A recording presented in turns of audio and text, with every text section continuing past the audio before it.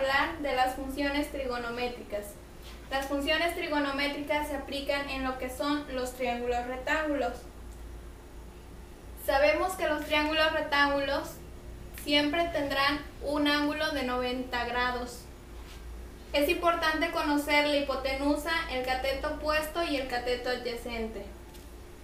La hipotenusa es la parte más larga del triángulo. Los catetos se van a identificar dependiendo de qué ángulo estemos buscando.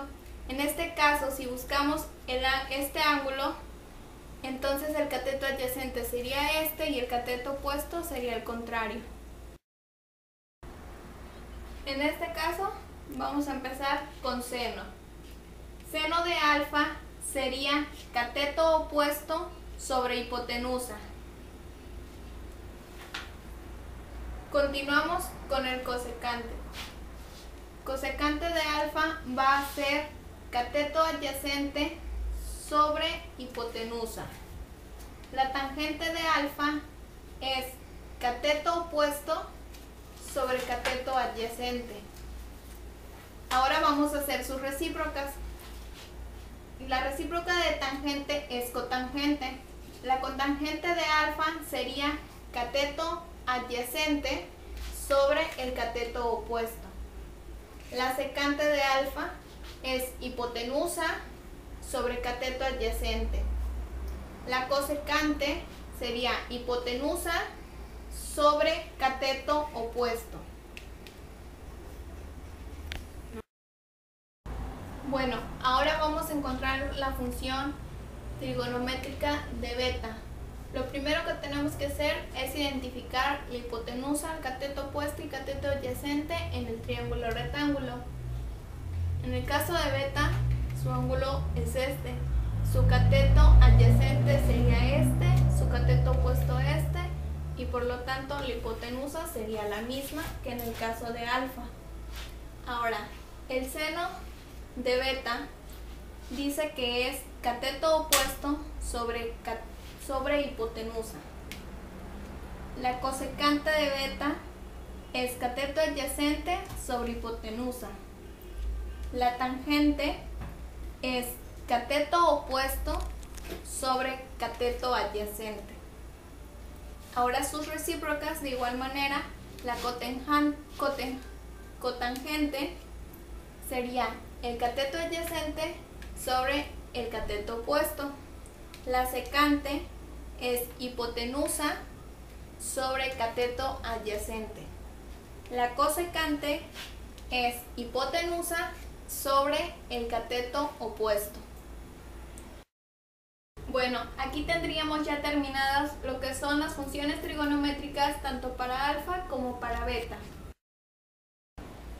Ahora vamos a hablar de lo que es el teorema de Pitágoras. El teorema de Pitágoras sirve para encontrar la medida de un lado de los triángulos rectángulos. Para encontrar una medida de sus lados, si queremos encontrar su hipotenusa, sería hipotenusa al cuadrado igual a uno de sus catetos al cuadrado más el otro cateto igual al cuadrado. Para despejar hipotenusa sería igual a la raíz cuadrada de la suma de sus catetos al cuadrado. Ahora, si queremos encontrar en vez de la hipotenusa la medida de uno de sus catetos, sería cateto al cuadrado igual a hipotenusa al cuadrado menos el otro cateto al cuadrado.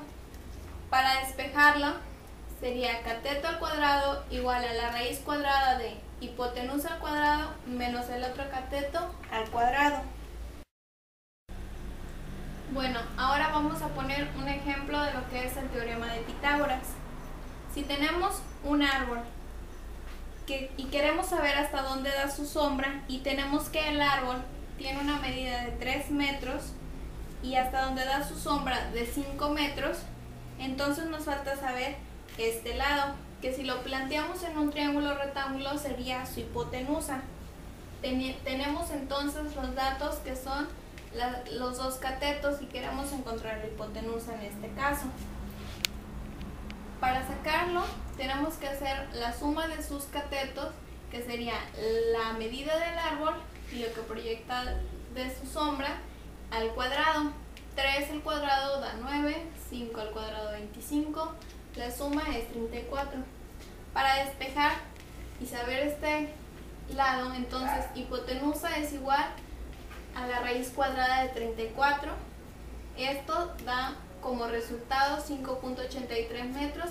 Entonces ya tenemos el resultado, que sería 5.83 metros, lo que proyecta su sombra el aro.